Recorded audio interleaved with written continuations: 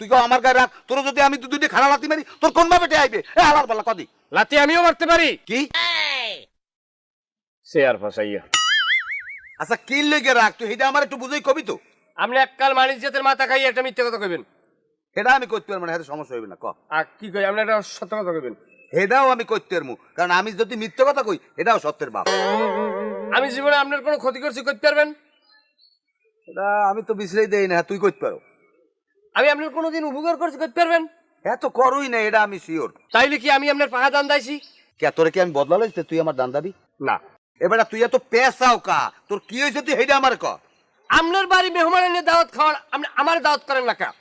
কে তোমারে আমি দাওয়াত করবো, তুমি কি আমার বাইরা পড়ুস তুমি কা? আমি আপনার বাইরে ভোজ্যম কা?